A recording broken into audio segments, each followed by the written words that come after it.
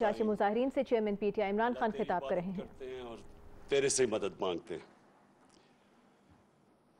میرے پاکستانیوں، آج میں نے آپ کو اس مظاہرے پہ، اس پروٹیسٹ پہ کسی وجہ سے بلایا۔ پہلے تو جو اسلام آباد کو ایک قلعہ بنا دیا گیا، ایسے لگا جس طرح کوئی باہر سے کوئی حملہ کرنے لگا اسلام آباد میں۔ ہمارا مقصد جو ایک جمہوری حکومت کے اندر آئین ہمیں اجازت دیتا ہے، ہم ایک پرامن احتجاج کر سکتے ہیں۔ اور میں بار بار کہہ رہا ہوں کہ 26 سال سے میں پولیٹکس کر رہا ہوں۔ ہماری ہمیشہ ہماری کوشش ہوئی ہے کہ آئین اور قانون کے بیچ میں رہ کے احتجاج بھی کریں، جو بھی ہم جلسے کریں، جو بھی کریں، لیکن میری ہمیشہ کوشش رہی کہ آئین اور قانون کے بیچ میں رہے، میرے ملک کو کوئی نقصان نہ ہو۔ تو یہ اتنا خوف کیوں ہے؟ یہ جو ان کو کیوں ڈر ہے اتنا زیادہ؟ پہلے میں ذرا یہ الیکشن کمیشن، اصل میں تو میں آج الیکشن کمیشن کے اوپر بات کرنا چاہتا ہوں کہ انہوں نے کیا اس ملک کے ساتھ، لیکن پہلے میں یہ بتانا چاہتا ہوں یہ کیوں کر رہے ہیں، یہ خوف کس چیز کا ہے؟ اور یہ آپ کو سمجھنا بہت ضروری ہے اگر آپ نے یہ پتہ چلانا ہے کہ یہ ایک دم اسلام آباد کو بند کر دیا، کنٹینرز لگا دیے، لوگوں کی زندگی عذاب کر دی کہ پتہ نہیں کوئی حملہ ہونے لگا اسلام آباد میں۔ دیکھیں ان کو خوف کیا ہے؟ خوف شروع کدھر سے ہوا کہ انہوں نے ایک پاکستان کی آئینی حکومت اللہ کا کرم سے ہر مشکل موڑ سے نکلتی گئی۔ پہلے انہوں نے ایک بینکرپٹ اکانومی چھوڑی، اس سے نکل گئی اللہ کے کرم سے۔ اتنی بڑی وبا صدی میں ایک دفعہ آتی ہے، کرونا، اس سے اللہ کا کرم ہے کہ دنیا نے اکنالج کیا، بہترین طریقے سے نکل گئی۔ پھر کموڈٹی سپر سائیکل آیا، یعنی کہ دنیا میں قیمتیں بڑھ گئیں، وہ بھی اپنے لوگوں کے اوپر بوجھ نہیں ڈالنے کی پوری کوشش کی اور کنٹرول رکھا، سازش کے تحت گورنمنٹ گرا دی۔ اور جب گورنمنٹ گرائی تو ان سب نے سوچا کہ اب یہ اس تحریک انصاف کا جنازہ نکل گیا ہے، لوگ مٹھائیاں بانٹیں گے، اور یہ سارے مطمئن ہو گئے۔ اللہ کا کرم ہے، لوگوں کے دلوں کے اوپر وہ کنٹرول کرتا ہے۔ ہماری کیا حیثیت ہے؟ ہمارے رب نے لوگوں کے دل ایسے موڑے کہ پبلک سڑکوں کے اوپر آ گئی۔ اللہ نے لوگوں میں بیداری پیدا کی، شعور آ گیا قوم میں، قوم سڑکوں پہ نکلنا شروع ہو گئی۔ اس کے بعد ہم نے ایک پرامن احتجاج کی کال دی 25 مئی کو۔ انہوں نے 25 مئی کو جو ظلم کیا وہ میں کبھی نہیں بھولوں گا۔ نہ میرے وہ جو فیملیز نکلیں، جو ہمارے ایم پیز، ہمارے کارکنوں کے گھروں پہ 3 بجے رات کے چھلانگیں مار کے پولیس آئی، اور جو انہوں نے خوف پھیلایا، جو شیلنگ کی گئی۔ یہ آپ یہاں ہیں آج F9 پارک میں، آپ کو پتہ ہے کہ یہ ڈی چوک پہ انہوں نے کس طرح کا ظلم کیا۔ اپنی پولیس، اپنے رینجرز ربر بلٹس چلا رہے ہیں، شیلنگ کر رہے ہیں جیسے پتہ نہیں کوئی دشمن فوج آ گئی ہے۔ اور انہوں نے کیوں کیا؟ وہ خوف پھیلانا چاہتے تھے۔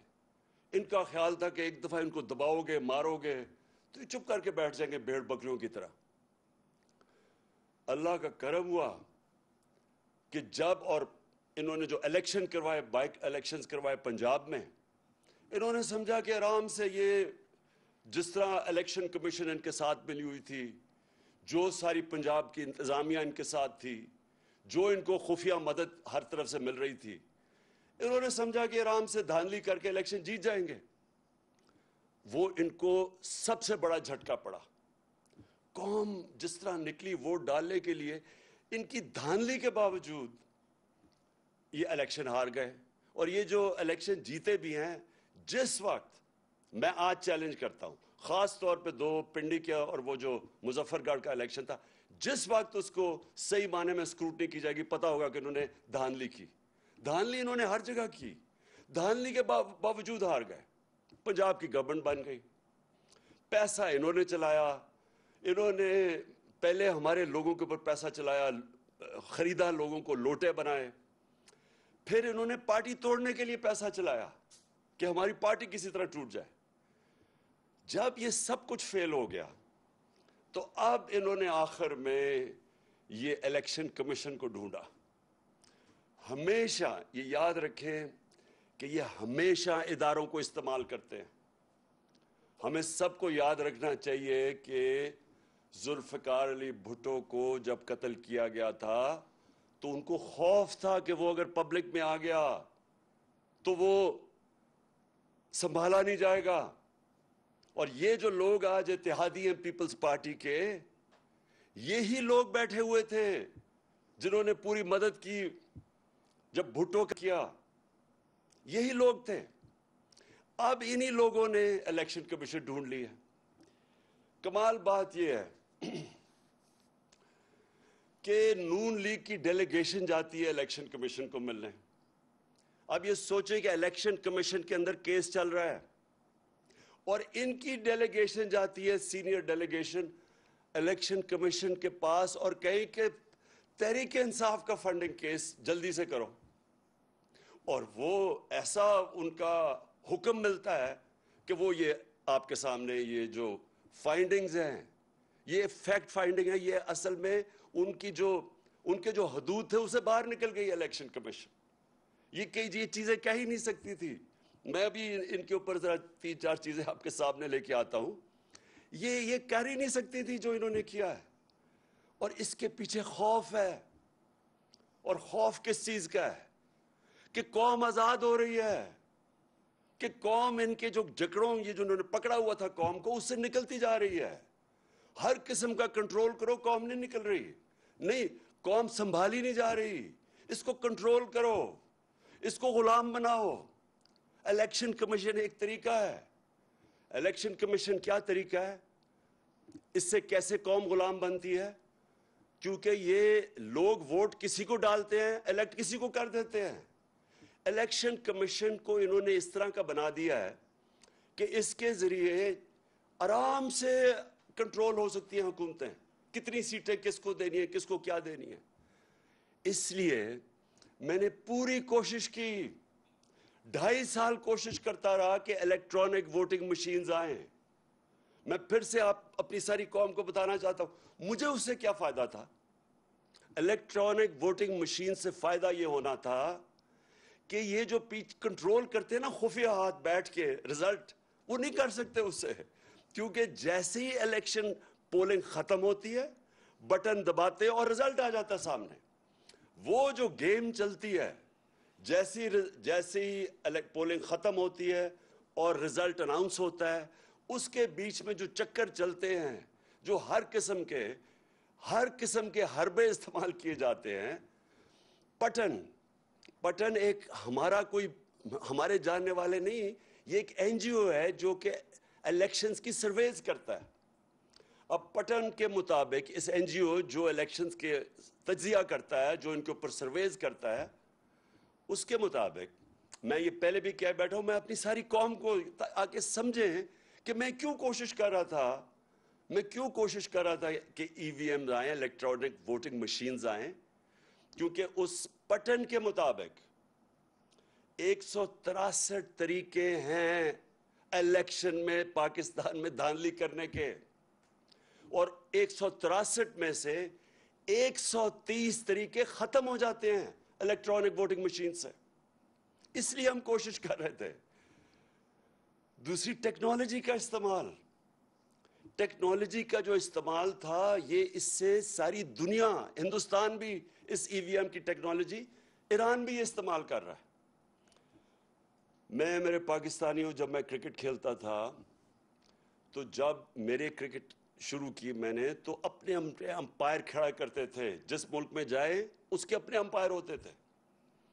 उसका नतीजा क्या होता था कि जब भी कोई टीम बाहर हारती थी, वो ये नहीं कहती थी कि हमें अगली टीम ने अच्छी गेम खेल के हराया है। وہ یہ کہتے تھے کہ امپائروں نے ہمیں ہرا دیا ہے.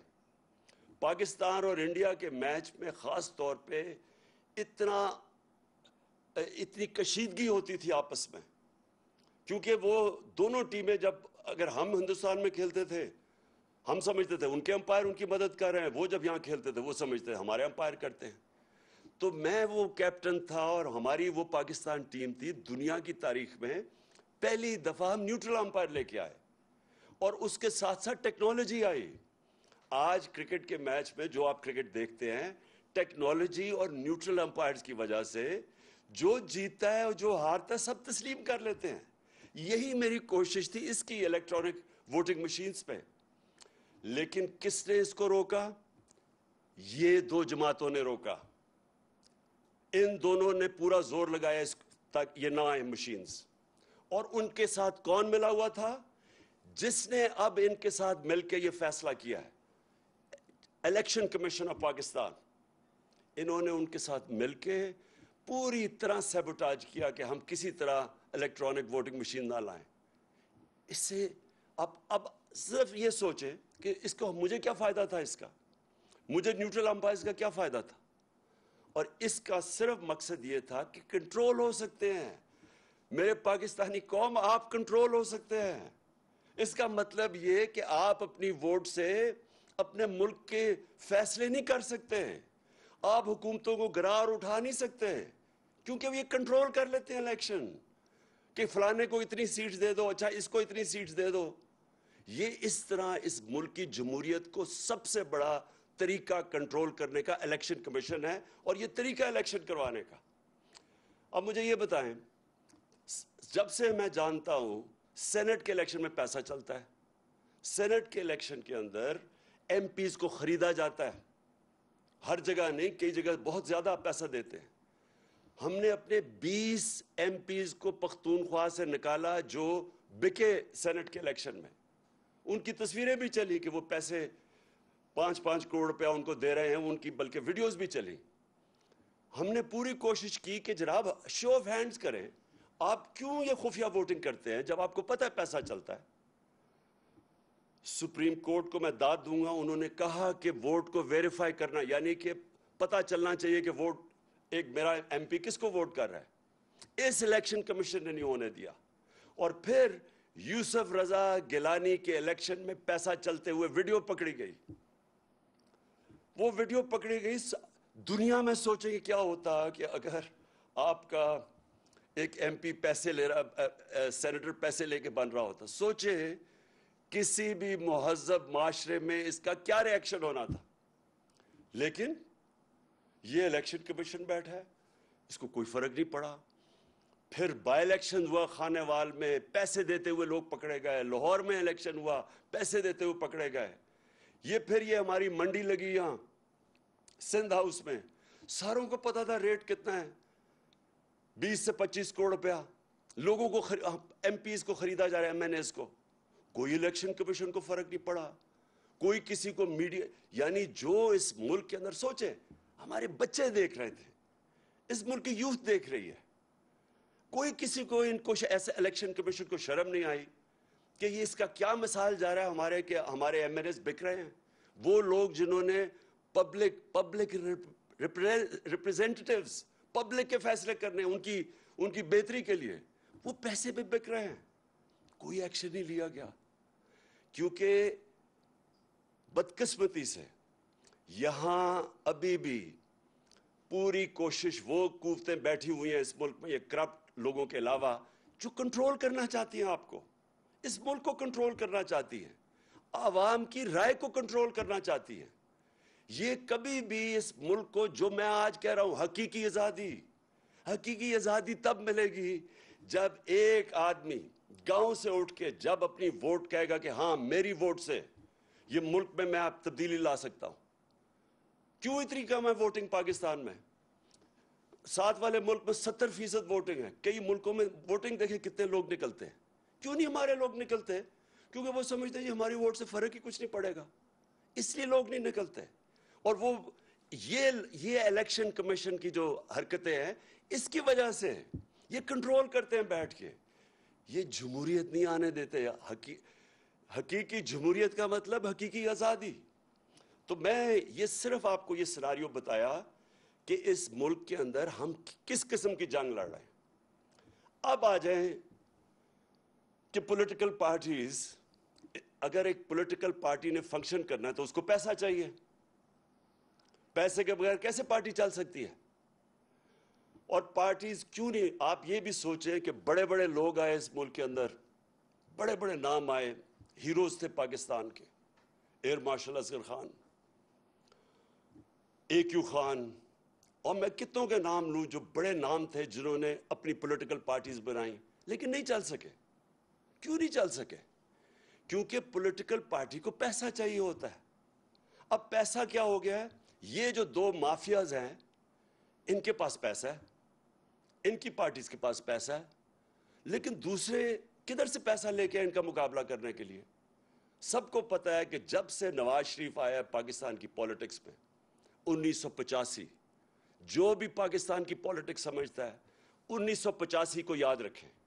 وہ تھا جب ہماری پولیٹکس بدلی ہے اس ملک میں. جب سے انہوں نے ضیاء الحق نے نواز شریف کو لے کے آیا، اس کو تو سیاسی آدمی نہیں تھا، اس کی تو حلقہ ہی نہیں تھا، تو وہ کیسے پولیٹیشین بنا؟ پیسے چلا کے، پلاٹس دے کے، رشوتیں دے کے، چھانگا مانگا کی سیاست شروع ہوئی. ادھر سے پاکستان کی پولیٹکس اور ہی مہنگی ہونی شروع ہو گئی. تو جو لوگ اس سے پہلے پولیٹکس کا سوچ بھی سکتے تھے، جو عام مڈل کلاس یعنی جو تنخواہ دار یا جو پروفیشنلز، ان کے لیے پولیٹکس اتنی مہنگی ہوگی کہ وہ پولیٹکس سے باہر ہونا شروع ہو گئے. اور یہ دو مافیاز بیٹھ گئے. میں جب پولیٹکس میں آیا تو 14 سال تک ہماری پارٹی چھوٹی رہی. وہ کیوں چھوٹی رہی؟ کیونکہ بڑا مشکل تھا پیسہ اکٹھا کرنا. کیونکہ لوگ ابھی تک، میں تو عوام کے پاس سے گیا پیسے اکٹھے کرنے، اور تو میں تو پہلے دن سے ان دونوں کو مافیاز کو چیلنج کر رہا تھا. تو ہمارے لیے پیسہ اکٹھا کرنا بڑا مشکل تھا. اللہ کا کرم ہوا تب بھی اس نے لوگوں کے دل بیدار کیے، لوگوں کے دل موڑے، اور لوگوں نے پیسہ دینا شروع کیا. سب سے پہلے پیسہ کس نے دیا؟ بیرون ملک پاکستانیوں نے. انہوں نے کیوں پیسہ دیا؟ کیونکہ وہ سمجھ گئے تھے جو بیرونی ملک پاکستانی ہیں ان میں شعور ہے، کیونکہ انہوں نے ڈیموکریٹک سسٹمز دیکھے ہوئے ہیں. برطانیہ میں بیٹھے ہوئے ہیں، امریکہ میں بیٹھے ہیں، یورپ میں ہیں. ان کو پتہ ہے کہ ڈیموکریٹک سسٹم ہوتا کیا ہے. انہوں نے دیکھا کہ یہ دو مافیاز آ رہے ہیں، باریاں لے رہے ہیں، پیسے بنا رہے ہیں. تو انہوں نے سب سے پہلے مجھے سپورٹ کیا. تو وہ کیسے سپورٹ کیا؟ کیونکہ اس سے پہلے میں شوکت خانم کے لیے پیسے اکٹھے کرتا تھا. یہ یاد رکھیں کہ آدھا پیسہ شوکت خانم کا بیرون ملک پاکستانی دیتے ہیں. تو انہی لوگوں نے جب پھر میں وہاں جب پیسے اکٹھے کرتا تھا امریکہ میں، برطانیہ میں، انہوں نے آہستہ آہستہ انہوں نے کہا ہم آپ کی پارٹی کو بھی پیسہ دینا چاہتے ہیں. تو پہلے پیسہ ادھر سے اکٹھا ہوا.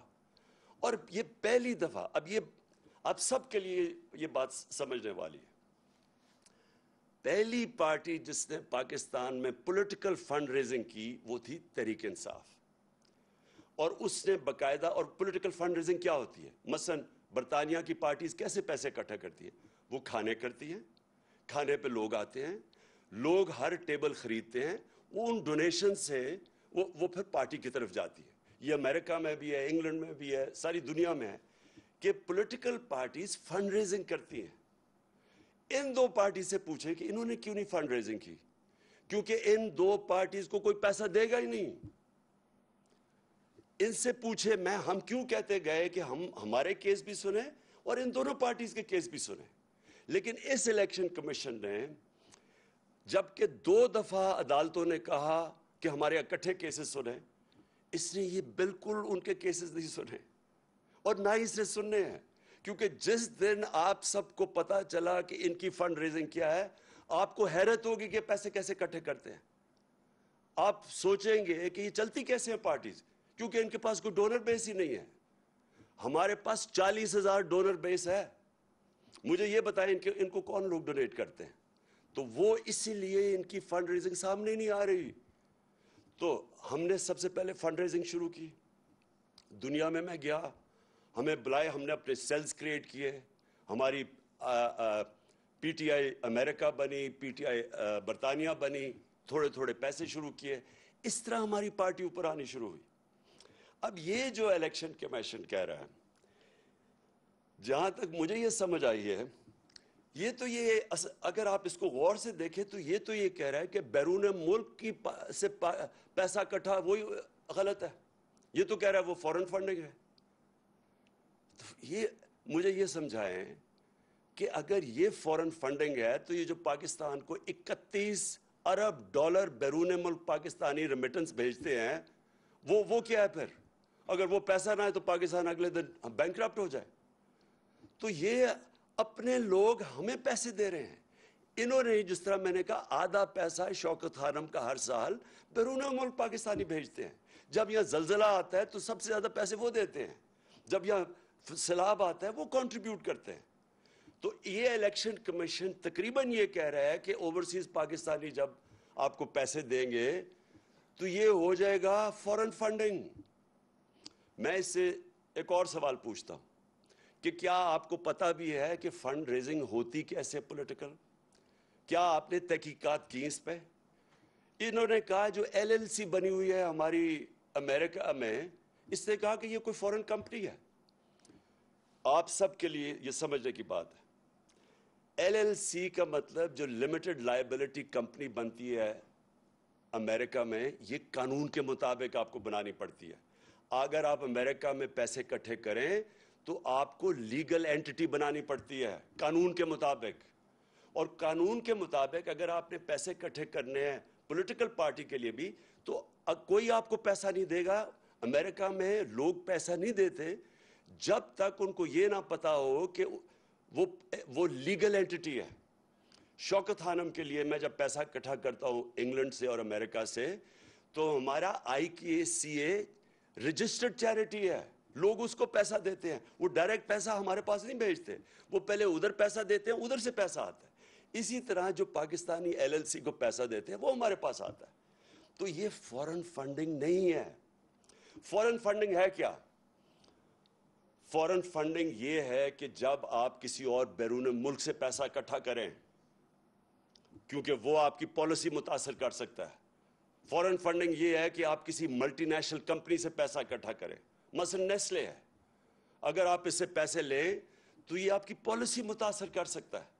اس لیے یہ اس کو یہ پروہیبٹڈ فنڈ ریزنگ ہے. اور فورن فنڈنگ یہ بھی اب انہوں نے 2017 کے بعد قانون بنایا کہ فورن فنڈنگ یہ ہے کہ اگر بیرون ملک کوئی کمپنی سے بھی پیسہ لے تو وہ غلط ہے. ہمارے سارے پیسے یہ جو ساری رپورٹ آئی ہے یہ ہے 2012 کی. تو سب سے پہلے تو 2012 کی جو رپورٹ آئی ہے, میں یہ چاہتا ہوں کہ اس وقت آپ ذرا ویڈیو دیکھیں جن کو انہوں نے کہا ہے کہ یہ فورن فنڈنگ ہے. میں ذرا چاہتا ہوں کہ یہ ذرا ویڈیو چلائیں تاکہ آپ سب دیکھیں کہ کس کو کہہ رہے ہیں کہ فورن فنڈنگ ہے. جی, تو یہ تو انہوں نے کہا, یہ آپ نے خود ہی ان کی زبان سے سن لیا, اور یہ زیادہ تر اس طرح کے لوگوں کو کہا گیا کہ جناب یہ فورن فنڈنگ کر رہے ہیں. دوسری انہوں نے ایک اور بات کی, اور انہوں نے کہا کہ ایک ووٹن کرکٹ کلب سے پیسے آئے ہیں, اور ووٹن کرکٹ کلب کا جو مالک تھا وہ ہے عارف نقوی. اور یہ اب ذرا یہ غور سے سنیں, کہتے یہ ہیں کہ وہ 2012 میں جو عارف نقوی تھا اس سے جسے پیسے لیے ہیں اس نے فراڈ کیا تھا. پیسے ہم 2012 میں لیتے ہیں اور اس کے اوپر فراڈ کے چارجز ابھی ثابت نہیں ہوا. اس کے اوپر جو چارج لگتا ہے فراڈ کا وہ ہوتا ہے 2018 میں, 6 سال کے بعد. جب ہم نے عارف نقوی اس سے جو میرے لیے کھانے کیے, ایک دبئی میں کیا تھا اور ایک یہ انگلینڈ میں ووٹن کرکٹ کلب, ایک میچ اس نے کیا تھا, میچ فیسٹیول تھا, اس کے بعد کھانا کیا تھا جس سے پیسے اکٹھے کیے تھے. تو میں پہلے یہ سوال پوچھتا ہوں کہ کیا مجھے خواب آئی تھی کہ 6 سال کے بعد عارف نقوی کوئی اس کے اوپر کوئی فراڈ کا چارج لگے گا؟ اور پھر ایک فائنینشیل ٹائمز کے انڈیکس کو لے لیتے ہیں یہ, اور فائنینشیل ٹائمز کا وہ جو ایک اس کا آرٹیکل ہے, لیکن فائنینشیل ٹائمز کے آرٹیکل کی وہ جدھر اس نے $20 بلین نواز شریف کو اور شہباز شریف کو اسی آرٹیکل میں لکھا ہوا ہے وہ جو دیا تھا، وہ میں حیران ہوں کہ ام حریم کو اس چیز کا پتہ نہیں چلا. اس کو یہ تو پتہ چل گیا کہ انہوں نے پیسے اکٹھے کر کے $2 بلین دیے ہیں تحریک انصاف کو، لیکن جو ان کو رشوت کے پیسے دیے تھے ان دو بھائیوں کو 5 ارب روپیہ، وہ تو کسی کو نہیں پتا چلا. تو دوسری میری بات یہ کہ اس میں کوئی چیز انلیگل نہیں تھی، غیر قانونی نہیں تھی. اس کی کمپنی، اس نے پیسے اکٹھے کیے، اپنی کمپنی کے ذریعے ہمیں بھیج دیے. 2012 میں بیرونی کمپنی سے پیسے آ سکتے تھے قانون کے مطابق. 2017 میں یہ قانون آیا کہ کمپنی کے ذریعے، بیرونی کمپنی کے ذریعے پیسے نہیں لے سکتے. تو میں یہ سمجھنا چاہتا ہوں کہ ہم نے کیا غلط کام کیا اس میں، کون سی غلط کام اس میں، کہ کون سی چیز تھی جو اتنا زیادہ الیکشن کمیشن نے کہا جی فوراً فنڈڈ اور ایکشن لینا چاہیے. اور پھر ایک اور انہوں نے چیز کی، تو میں چاہتا ہوں میری قوم یہ پوری طرح سمجھے. انہوں نے کہا عمران خان کو ڈسکوالیفائی کرنا چاہیے کیونکہ اس نے دستخط کیے تھے ان اکاؤنٹس کے اوپر 2012 میں. میرے پاکستانیوں، آپ سب کو سمجھ آنی چاہیے کہ کیا فرق ہوتا ہے ایک ایفیڈیوٹ کا اور ایک سرٹیفکیٹ کا. اب سب کو پتا ہونا چاہیے کہ اس میں فرق کیا ہے. ایفیڈیوٹ آپ وہ دیتے ہیں جو شہباز شریف نے عدالت کے اندر دیا تھا کہ میں انڈر اوتھ یہ کہتا ہوں کہ نواز شریف واپس آ جائے گا. اس کو ایفیڈیوٹ کہتے ہیں. ایفیڈیوٹ وہ ہوتا ہے جب اگر میں اپنی پراپرٹیز بتا رہا ہوں الیکشن کمیشن کو کہ میری کون کون سی پراپرٹیز ہیں، یا اس کو جب اپنے کاغذ درج کرواتے ہیں تو تب آپ ایفیڈیوٹ دیتے ہیں کہ یہ ساری پراپرٹیز میری ہیں اور میں اس کو ایفیڈیوٹ دے رہا ہوں. سرٹیفکیٹ کا بالکل مختلف مطلب ہے. اب میں شوکت خانم، میں آپ کو مثال دیتا ہوں. شوکت خانم کا سالانہ جو کہ بجٹ ہے وہ تقریباً 16 ارب روپیہ ہے. میں ہوں چیئرمین بورڈ کا. میرے سامنے وہ آتا ہے بجٹ، وہ سائن کروانے کے لیے جو یہ سرٹیفکیٹ جو جس کی یہ بات کر رہے ہیں شوکت خانم کا.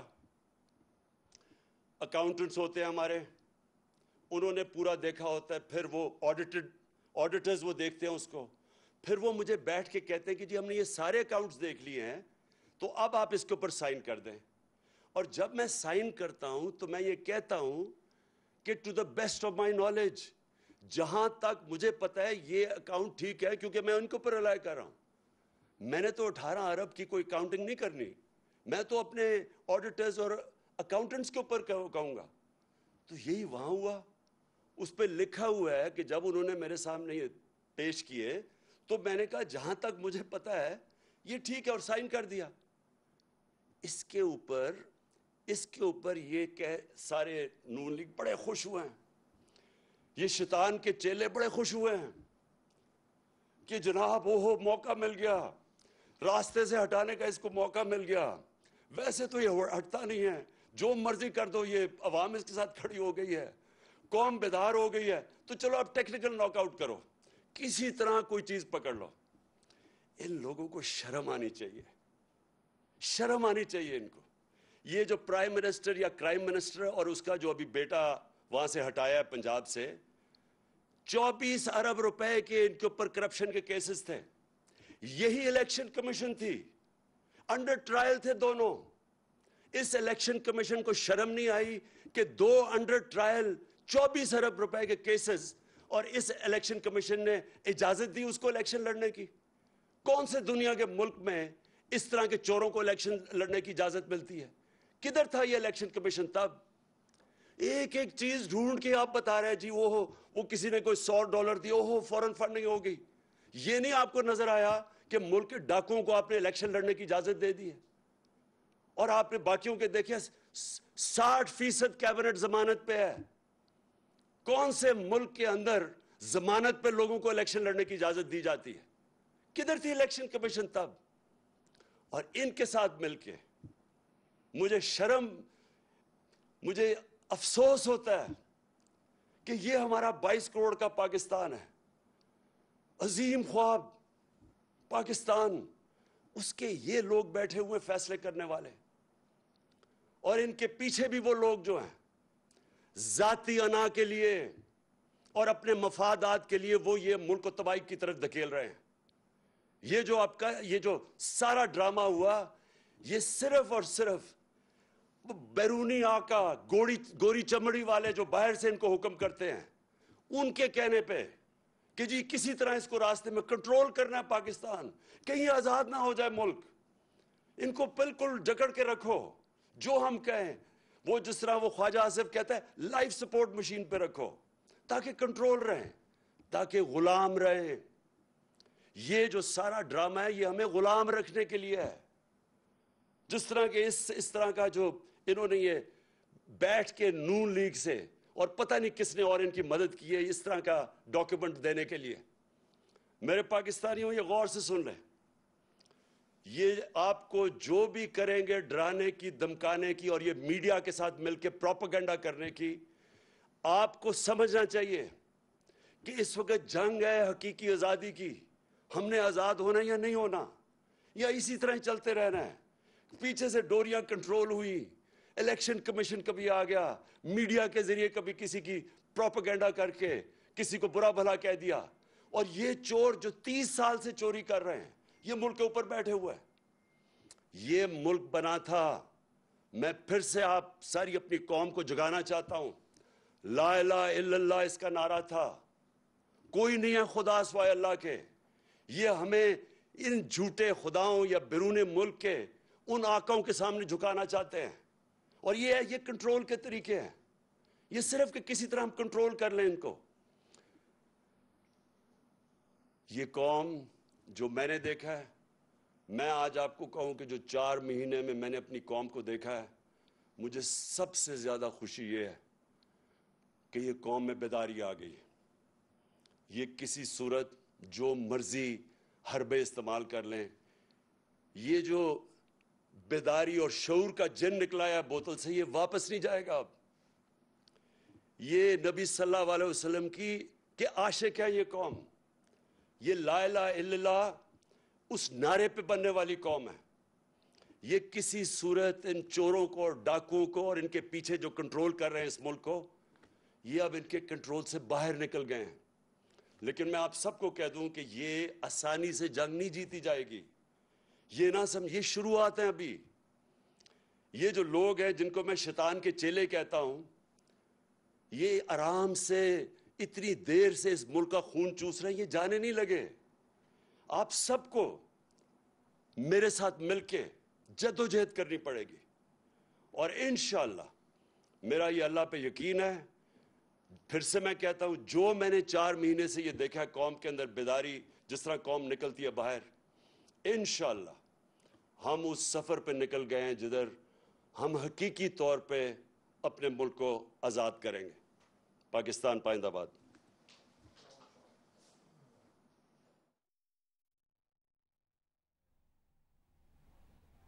تحریک انصاف کے چیئرمین عمران خان خطاب کر رہے تھے۔ پاکستان تحریک انصاف کی جانب سے الیکشن کمیشن کے باہر احتجاج کیا گیا۔ عمران خان نے اپنے خطاب میں الیکشن کمیشن کے فیصلے کا ذکر کیا ہے، ملک کی سیاسی جماعتوں پر سخت تنقید کی ہے۔